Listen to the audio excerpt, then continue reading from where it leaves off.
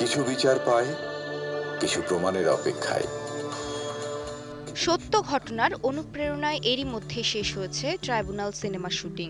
Courtroom ড্রামার ঘরানার এই সিনেমাটি পরিচালনা করেছেন রায়হান খান। পরিসংখ্যান তো কখনো কাঁদে না, চিৎকার করে না, ন্যায় বিচার চায় না।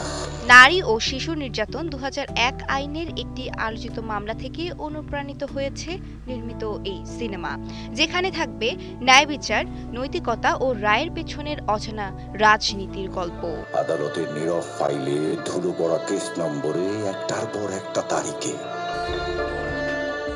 বাস্তব ঘটনা থেকে অনুপ্রাণিত একটি শক্তিশালী কোর্টরুম ড্রামা ট্রাইব্যুনাল। খুব শীঘ্রই বড় পর্দায় দর্শকদের নজর কাটতে চলেছে সিনেমাটি। ছবিটি পরিচালনা করেছেন নির্মাতা রায়হান খান।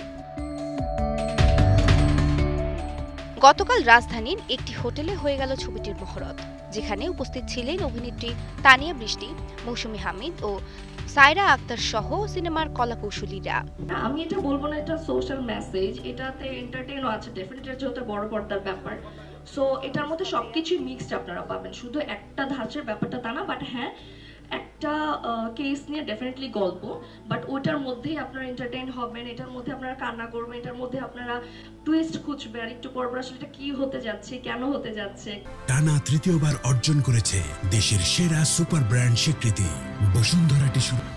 ট্রাইব্যুনাল মানুষ দেখবে স্ক্রিন প্লেতে, মানে গল্প যেভাবে শুরু হয়, একটা গল্প ঘটনা যেভাবে ঘটে, এবং মানে ধর যে লিখেছে খুবই ক্রিটিক্যাল মাইন্ডেড, সো গল্প এমন ক্রিটিক্যাল ভাবে সে তৈরি করছে যে তোমার আগ্রহ হবেই পরের সিনটা কি, মানে একদম শেষ পর্যন্ত যেও তুমি তৃপ্ত হতে পারবে না আর কি। ওই মানে একটা মানে নট স্যাটিসফাইং একটা ব্যাপার আছে গল্পে। খুব নার্ভাস ছিলাম যে আসলে এতগুলা অ্যাক্টর অ্যাক্ট্রেসের মধ্যে জায়গা করে নেওয়াটা অনেক difficult, but I did my best. আমি জানি না কতটুকু কি হবে, যেহেতু সবাই আছে খুবই মানে গল্পটার মধ্যে এত এত সুন্দর সুন্দর ক্যারেক্টার। আমি মিলনদার যে ক্যারেক্টারটা আমার খুব মজা লেগেছে, অনেক কিছু এখানে বলা হয়েছে, আসলে গল্পটা দেখলেই বোঝা যাবে। আদরের ক্যারেক্টারটা খুবই সুন্দর, আমি ওকে অনেক সাপোর্ট করেছি এটাতে যেন ওর বেস্টটা দেয় এখন পর্যন্ত।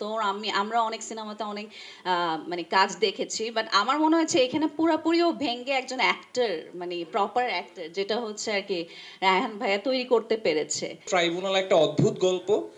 এরকম গল্প যখন আমি শুনেছি, আমি প্রথম দিন গল্প শোনার 2-3 ঘন্টা সময় লাগছে আমার প্রসেস করতে যে আসলে গল্পটা কি বলতেছে, বা অদ্ভুত কিছু একটা।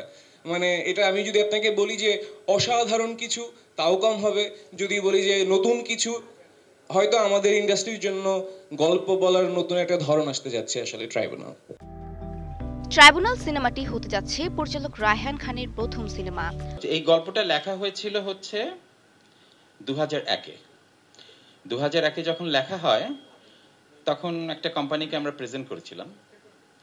খুব ইন্টারেস্টিংলি তখন তানিয়ার সাথে আমার যোগাযোগ নাই একেবারেই, কিন্তু যে ক্যারেক্টারটা আজকে করছে সেই ক্যারেক্টারটাই ওকেই রেফারেন্স হিসাবে প্রথম থেকেই প্রেজেন্ট করে। আর 2020 থেকেই ওকে এই ক্যারেক্টারের জন্য আমরা ট্রাই করে যাচ্ছি। হ্যাঁ, মানে বারবার এই ক্যারেক্টারটাই।